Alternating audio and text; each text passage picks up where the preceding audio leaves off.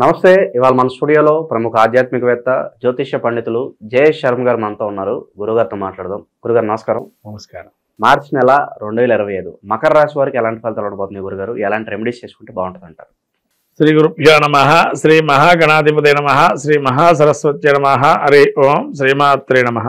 మకర రాశి పాల్గొన మాసం తీసుకున్నట్టయితే మకర రాశిలో ఒక నక్షత్రాదులు ఉత్తరాషాఢ నక్షత్రం 2, 3, 4 పాదాలు, అట్లాగే శ్రవణ నక్షత్రం 4 పాదాలు, ధనిష్ట నక్షత్రం 1, 2 పాదాలు ఈ యొక్క మకర రాశి.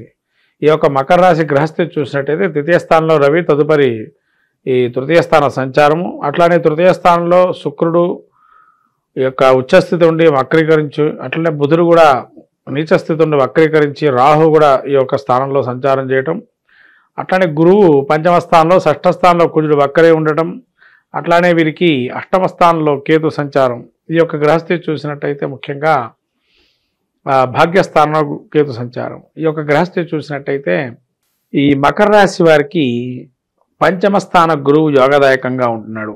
అంటే ఈ మకర రాశి అధిపతి అయినటువంటి శని ద్వితీయ స్థానం నుంచి తృతీయ స్థానానికి వెళ్తున్నారు కాబట్టి ఒక మంచి వాతావరణం ఏర్పడటం. ముఖ్యంగా చెప్పాలి అంటే ఇంతకాలం వీళ్ళు అనారోగ్య పరిస్థితులు ఎక్కువగా ఎదుర్కొన్నారు. ఎందుకంటే ఏళ్ళనాటి ప్రభావం, శని ప్రభావం వల్ల చాలా వరకు ఇబ్బందులు పాలయ్యారు. క్రమక్రమేణా ఇప్పుడు ఆ యొక్క బాధ నుంచి వీళ్ళు తగ్గింపు అనేది ఇంకా ఉంటుంది. అయితే ఒక్కొక్కటి విడిపోతూ ఉంటుంది. ఒక మేఘాలు ఎట్లయితే తొలగిపోతుంటాయో ఆ కష్టాలన్నీ ఒక్కొక్కటిగా తొలగిపోతూ ఉంటాయి. తర్వాత వీరికి ఒక ప్రాధాన్యమైనటువంటి బాధ్యతలు అప్పచెప్తారు. ఇంట్లో వాళ్ళు కావచ్చు, బయట వాళ్ళైనా కానీ. ఎందుకంటే వీళ్ళ బాధ్యత ఏదైనా ఒక పని అప్పచెప్తే దాన్ని ఖచ్చితంగా సాధించేదాకా వదిలిపెట్టారని, అంత కార్యసాధన లక్షణం ఉంటుంది కాబట్టి. తర్వాత వీరికి ఇంకా పట్టుదల అనేది ఎక్కువగా గోచరిస్తుంది. పట్టుదల ఎక్కువ ఉంటుంది కాబట్టి పట్టుదలతో ఏ పనైనా కానీ సాధిస్తారు.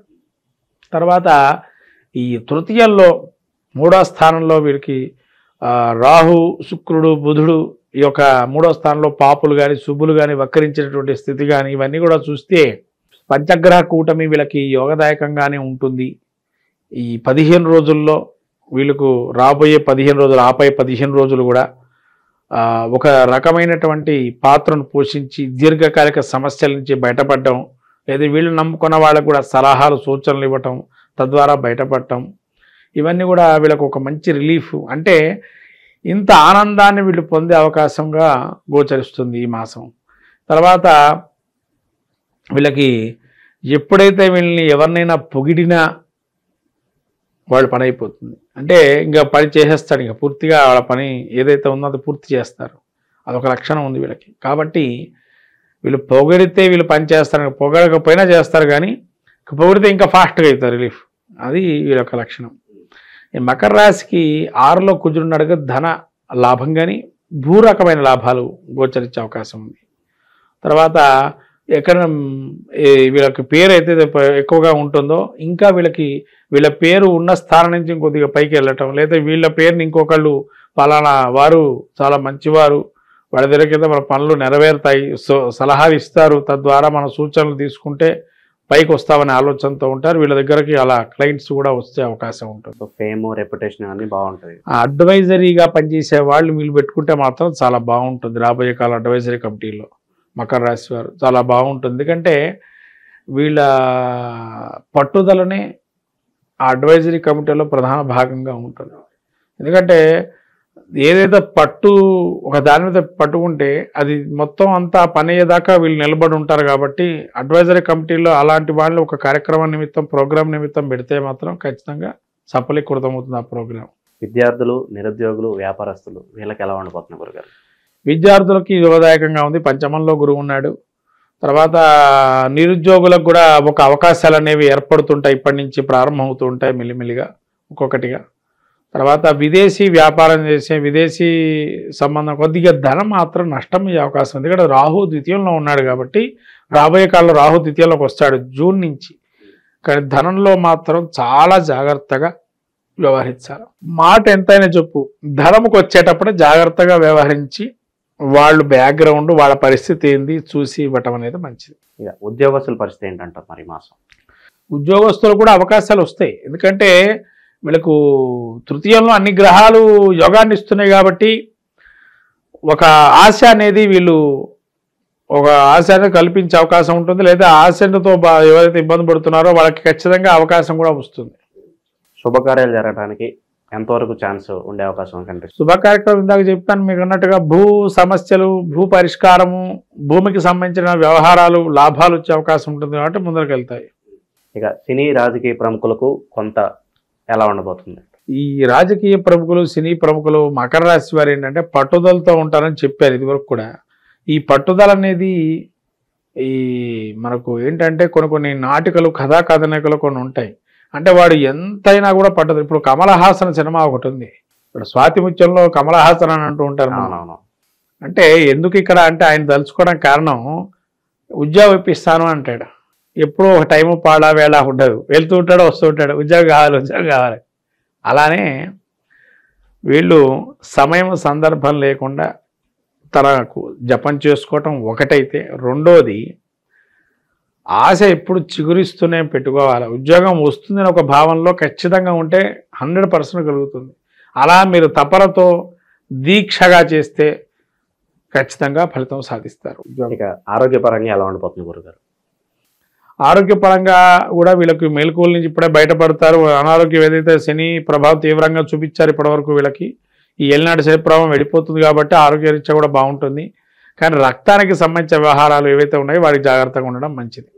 ఇంకా మెరుగైన ఫలితాలు పొందడానికి ఎటువంటి రెమెడీస్ చేసుకుంటే బాగుంటుంది అంటారు? వీళ్ళు సూర్య నమస్కారాలు చేసుకోవటం, తర్వాత సుబ్రహ్మణ్య క్షేత్ర దర్శనాలు చేసుకోవటం వల్ల మంచి సానుకూలమైనటువంటి ఫలితాలు ఉంటాయి. అట్లానే రాబోయే ఇంకా మాసాలలో ఎక్కువగా దుర్గా సప్తశతి పారాయణం కానీ, దుర్గా క్షేత్ర దర్శనం చేసుకోవటం కానీ, దుర్గాదేవి ఆపదుద్ధారక దుర్గా స్తోత్రం చేయటం కానీ, లేతే అమ్మవారి యొక్క దర్శనాలు చేసుకోవటం కానీ మంచిది, గ్రామదేవత దర్శనం కానీ.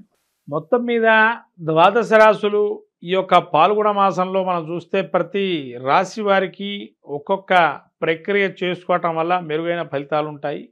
కాబట్టి ద్వాదశ రాశుల వాళ్ళు మనకు రాబోయే మాసంలో మనకు చెప్పాలంటే లక్ష్మీ జయంతి అంటారు, దాన్ని హోలికా ఉత్సవం అంటారు.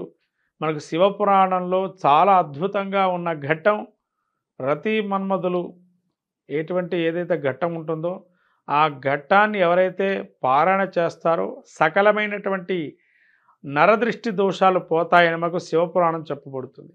కాబట్టి శివపురాణం మనకు ఏదైతే ఉందో అందించిందో కామదహనాన్ని ఏదైతే చేస్తారో ఆ మనకుండేటువంటి కీడుని మొత్తం కూడా దాన్ని తొలగింపజేసేటువంటి ఆ విభూతిని కనుక పెట్టి దానికి ప్రదక్షిణాలు చేసుకొని తద్వారా మనకు సంతానాన్ని కానీ మనకు కానీ మంచి కలగాలని, ప్రతి విషయంలోనూ కూడా మనకు మంచి అనుభూతులను ఇవ్వాలని కోరుకోవడానికి ప్రయత్నం చేయండి. కామదహనంలో పాల్గొనండి. అట్లానే లక్ష్మీ జయంతి రోజున ఎవరైతే పౌర్ణమి వేళ జరుగుతుంది, ఈ లక్ష్మీ జయంతి రోజు అమ్మవారికి కమలా పూలతో అర్చన చేసుకోవటం, తామర గింజలతో జపం చేయటం, తామర గింజలతో హోమం చేయటం, తేనెతో అమ్మవారికి అభిషేకం చేయటం లక్ష్మీ జయంతి రోజు చాలా అద్భుతంగా ఉంటుంది. ఈ యొక్క ప్రక్రియలు చేయండి. ఇంకా పాల్గొన మాసంలో నరసింహ క్షేత్రాలు దర్శనం చేసుకోవటం వల్ల స్వామివారి తిరునక్షత్రంగా చెప్పబడింది కాబట్టి ఈ నరసింహస్వామికి ప్రత్యేకంగా ఈ పాల్గొన మాసంలో అద్భుతంగా బ్రహ్మోత్సవాలు అనేక రకాలుగా జరుగుతుంటే ప్రతి ప్రసిద్ధ క్షేత్రాల్లో ఆ క్షేత్ర దర్శనం చేసుకొని సాక్షాత్తు లక్ష్మీనారాయణ స్వరూపమైన నృసింహస్వామి యొక్క అనుగ్రహాన్ని పొంది సకల విజయాలు సాధించడానికి ప్రయత్నం చేయండి ద్వాదశ రాశుల వారు. శ్రీమాత్రే నమః.